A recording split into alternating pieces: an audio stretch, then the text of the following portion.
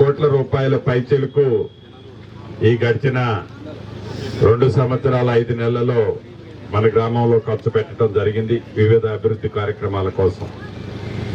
అంతేకాదు మీ దీవెనలతో మీరు కోరిన విధంగా వచ్చిన ఈ ప్రజాప్రభుత్వం గౌరవ ముఖ్యమంత్రి రేవంత్ రెడ్డి గారి నాయకత్వంలో అనేక సంక్షేమ కార్యక్రమాలు పేదవాళ్ళకి ఇస్తున్న సంగతి మీకు తెలిసిందే.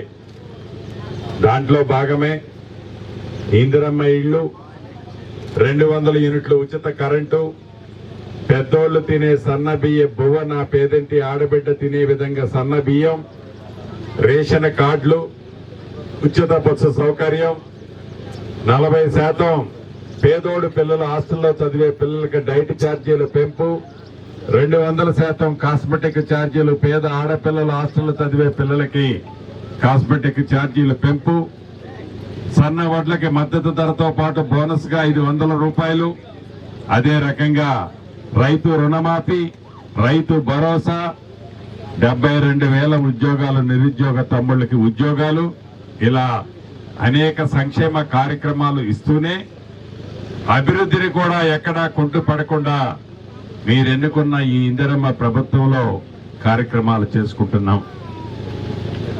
అదే రకంగా జూన్ 2వ తారీఖు నుంచి ఆసరా పెన్షన్ల కోసం నిరుపేదలు చాలా మంది అర్హులైన వాళ్ళు ఉన్నారు. వాళ్ళకు కూడా ఆసరా పెన్షన్ ఇచ్చే కార్యక్రమాన్ని రేపు కేబినెట్ లో నిర్ణయం తీసుకుంటాం.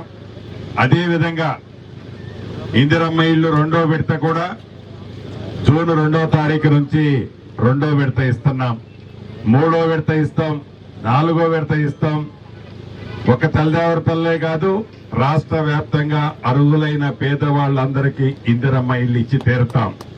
కాబట్టి ఇది మీ దీవెనలు ఈనాడు ఆనాడు ఎలా ఉన్నాయో భవిష్యత్తులో కూడా అదే ఉండే విధంగా తప్పకుండా ఈ ప్రభుత్వం పనిచేస్తుంది. ఈ తెల్లదేవరపల్లిలో సుమారు 30